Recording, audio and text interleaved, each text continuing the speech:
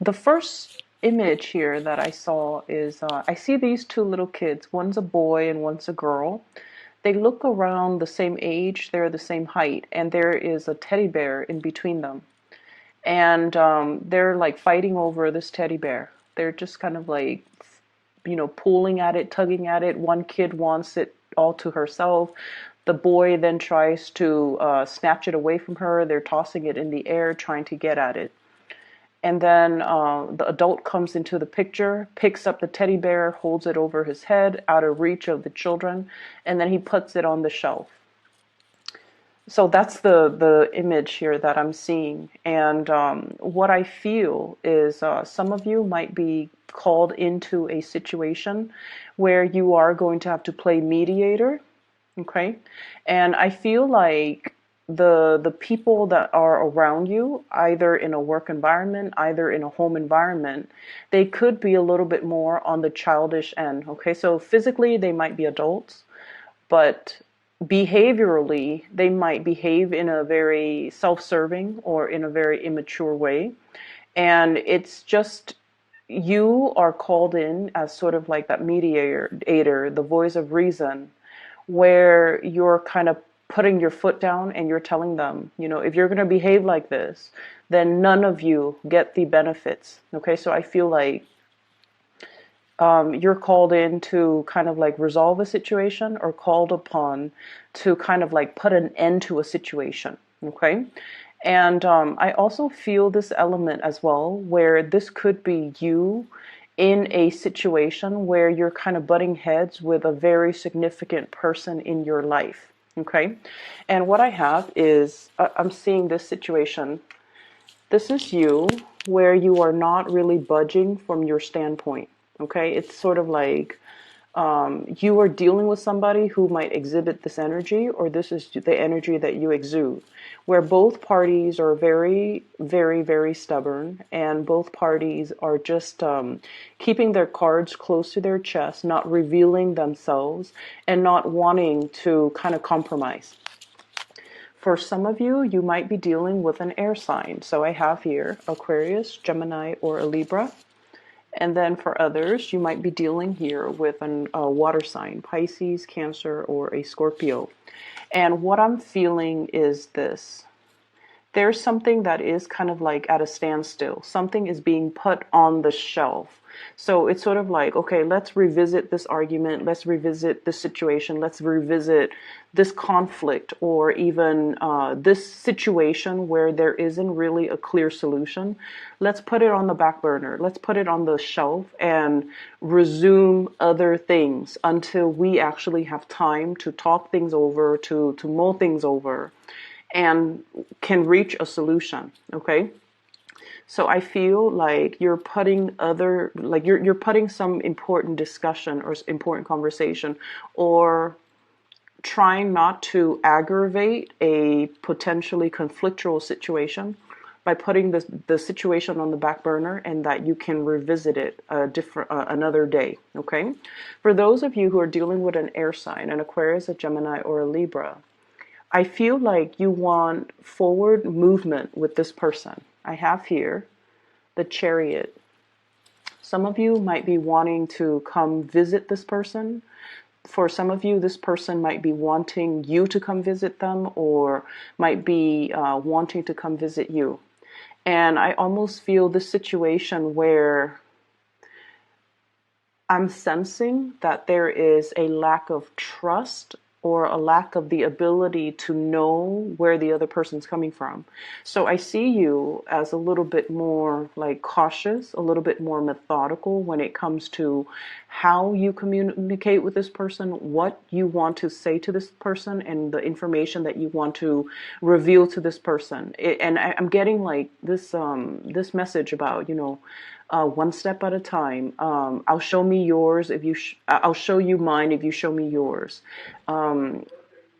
Thinking and communicating almost in a very, very methodical way, and not wanting the other person to, I guess, like get the upper hand. So there is a big element here about, not being able to trust, or not being able to feel like you can trust somebody 100%. where you don't want to reveal your cards and you're keeping things very, very much close to your chest. Okay. For those of you who are dealing with a water sign, Pisces, Cancer, or a Scorpio, I feel like this might be somebody that you are in a relationship with. Okay. I have here the Prince of Cups. So this is water energy with the Ten of Cups. This is the family card. Okay. The house, it's like the cottage, the picket fence, the two kids, the SUVs in the driveway.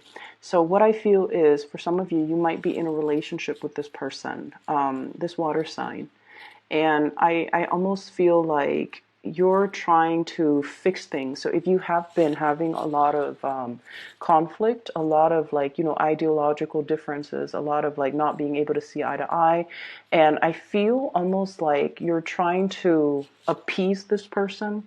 You're trying to find ways to dodge or navigate the energy around this person so that things don't descend into more conflicts, so that you can restore the peace and the harmony and things like that with this person.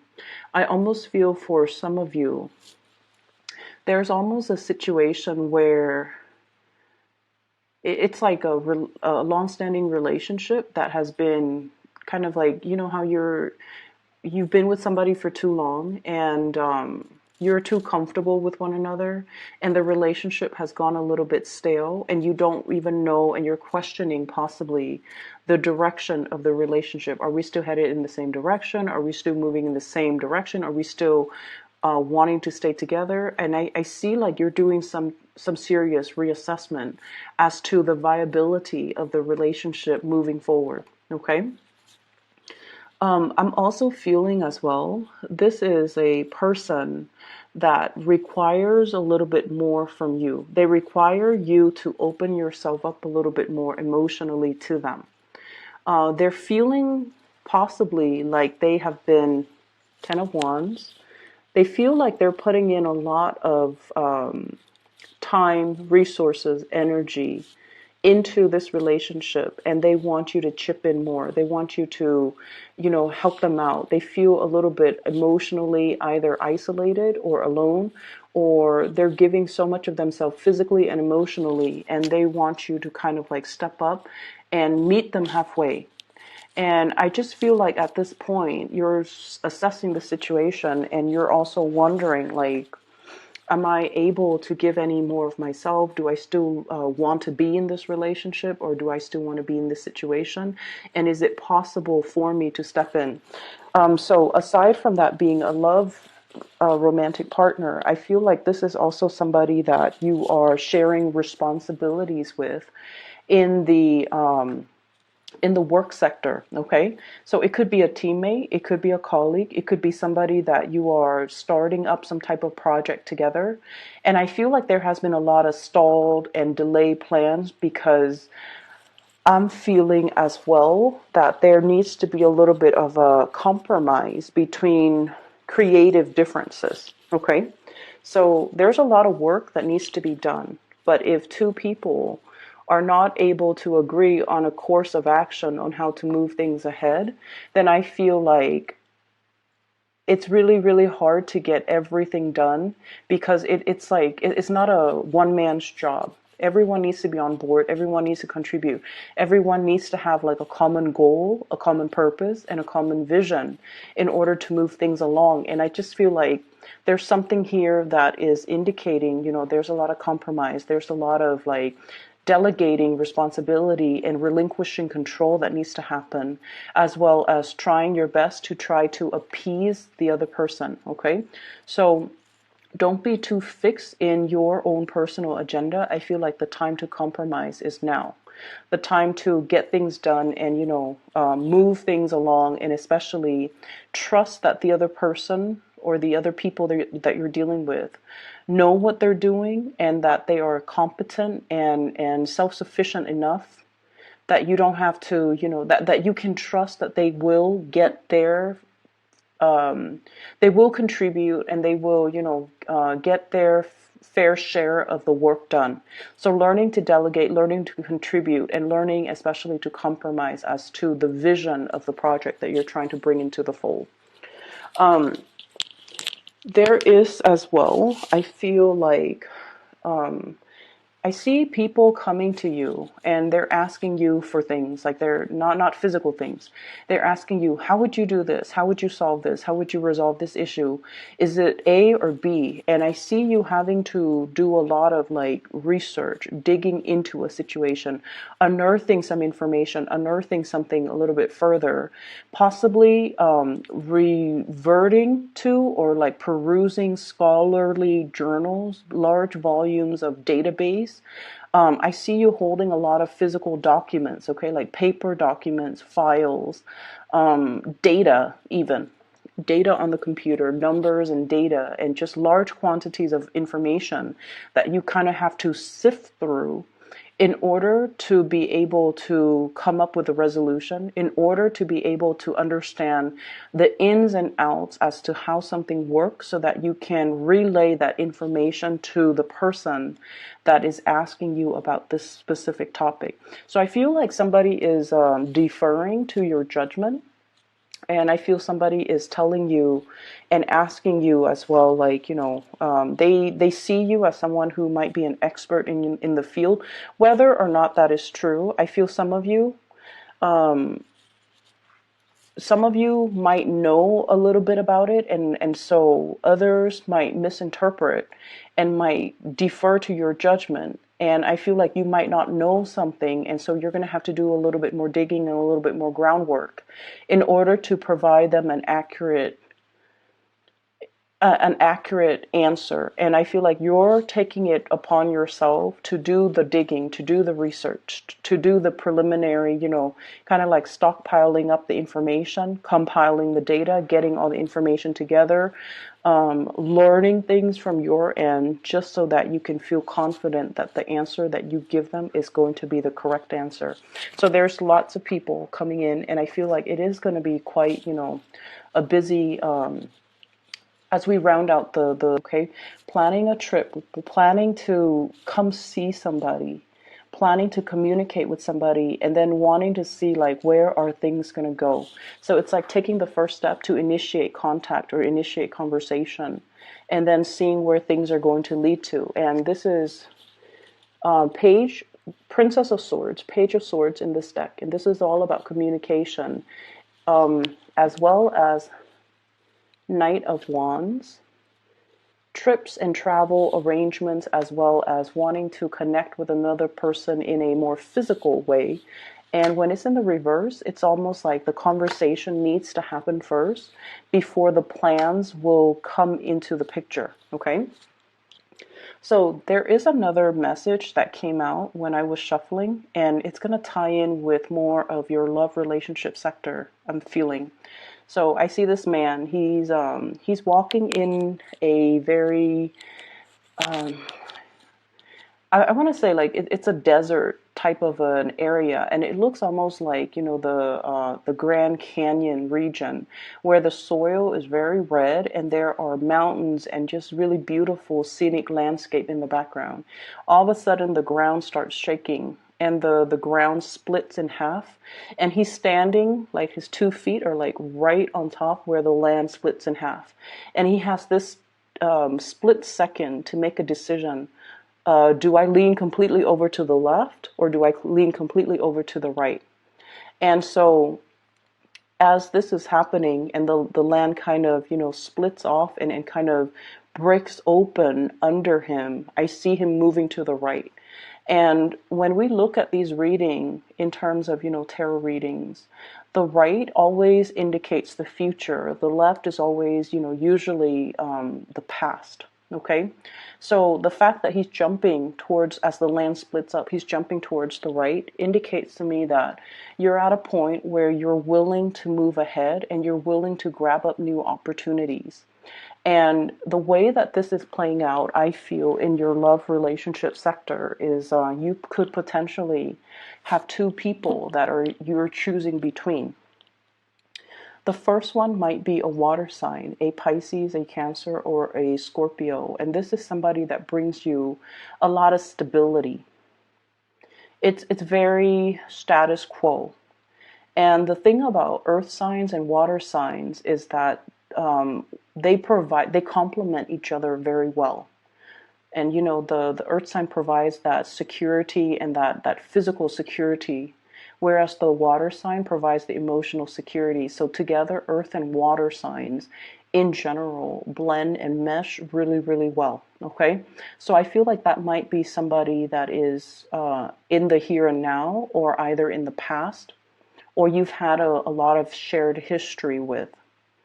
And there's some major shakeup that's coming into the picture where you are trying to figure out, is this connection still worthwhile? Is something that I should move forward with? And is this something that is still bringing me emotional happiness? And then on the other hand, we have a new person that you might have as well have known for a while too. So we have here the Page of Swords as well as the Queen of Swords. And both of these indicate this is somebody that you are still communicating very heavily with, okay? Air sign, air energy, Aquarius, Gemini, or Libra. This is someone, needless to say, air signs. They're very, very, very intelligent. They're witty, they're funny, they're crafty, they're very creative. You can have a multitude, multiple conversations with this person. They are intellectually stimulating to be around. They're interesting to talk to. But the connection, it doesn't really get very, very deep. And that's the nature between the interaction between you, an earth sign, and an air sign. With you and the water sign, the communication and the conversations and the topics can get very, very deep and can feel very emotionally embedded. Whereas with the air sign, conversations tend to be a little bit more on the superficial end. And until you learn to put your guard down, until you learn to, okay, let's not keep scores, let's not be petty, let me be a little bit more open-hearted and open-armed when I am interacting with this person. Until you learn to do that, air signs don't really open up until they feel secure and until they feel safe. So between you and between the interaction between you and this air sign, I feel almost like there might have been some type of a stop go, like green light, red light. There might be a lot of things swirling in your environment, in their environment as well, that is hindering your ability to connect with each other. So for example, you might catch each other at inopportune moments. Okay, you're busy, they're busy. When you're not busy, you come to them, they're busy. When they're not busy and they come to you, you're busy. So it seems like energetically, it's like I see almost like two polar opposites, like magnets, the poles of the magnets where they kind of repel each other. And then I feel like there aren't enough ideological differences either. So when the two of you talk, you dwell a little bit too much on the differences, and because of that, the communication it's a little bit kind of like blocked. And as a result of it, you can't really have these deep-rooted emotional conversations with one another. And then I also feel like because of that, you're kind of torn between two things. Which one should I, jump towards? Okay? So when I feel like this reading is all about boiling down to the fundamentals, okay? Boiling down to like the essence of things. When we strip away all the exterior obstacles, when we strip away all the facade, we're left with just two individuals. And I feel like, you're kind of thinking about and thinking long and hard too, because I feel like you're really, really weighing out and measuring these decisions very, very carefully. On the one hand, you're clinging onto something that is very familiar, but once again, the ground is shaking from under you. It's almost like that carpet, that rug being pulled out from under you very, very slowly. And it's like you're resisting the pull. And if you ever play, tug of war, even with a dog or with another person, it's sort of like you have to kind of gently pull and ease your way out. And I feel like that's what's happening. It's like you're hanging on so tightly that the other person, or, the universe even, has to kind of like readjust the rug and then kind of like gently pivot it in order to move it away from you. And then when that happens, it's just a matter of, which direction are you going to go? And what I'm seeing here is I'm seeing many of you are doing, this is the Magician. I'm seeing many of you are doing research into a specific thing, and you're keeping things very, very under wraps, very hush hush.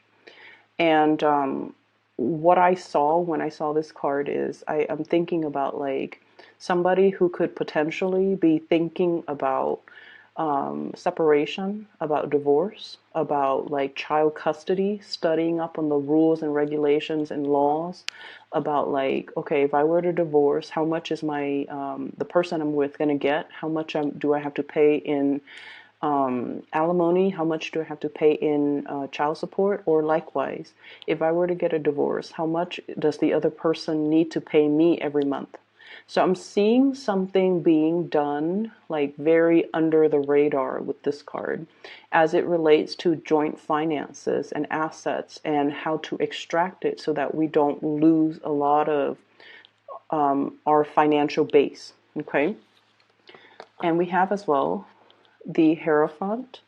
And the Hierophant with the Magician, I feel like there is a very karmic type of an energy here. And I feel like it's definitely split up.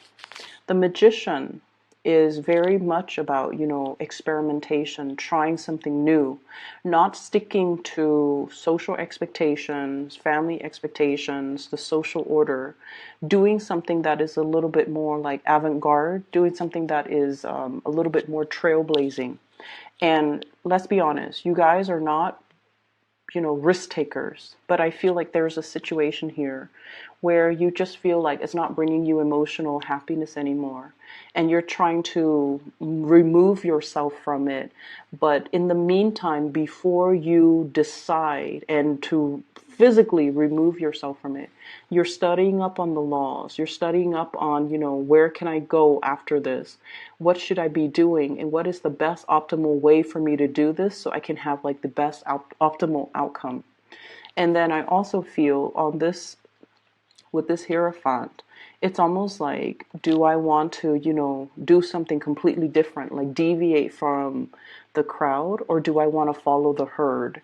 And I feel many of you have been following the herd for a little bit too long. And now you're at a point where you're strategically thinking as well, what's the next step for me? What can I do to invite a little bit more fun, spontaneity, as well as living my life more so for me rather than appeasing other people? And this is an energy that I felt have been coming in for you guys for a while. With this Hierophant energy, this is your card. And it usually denotes to me, I see this little lamb here, sacrifices, okay? Making personal sacrifices in order to follow tradition, in order to play it safe, in order to do things that are socially or even, just culturally, or that family, friends, loved ones, society expects of us. And in the meantime, this little lamb, we are kind of like sacrificing our wants and our needs because we feel like it is too selfish of us to behave in a way where we do things only for ourselves. So I feel like you're grappling with this major dilemma. And that could be the two sides of the equation. Like, as the ground splits up from under him, where is he going to go? Is he going to go back to the status quo, or is he going to try to trailblaze and do something new and do something that would be emotionally exhilarating for him without having the guilt associated with making decisions for myself, living for myself?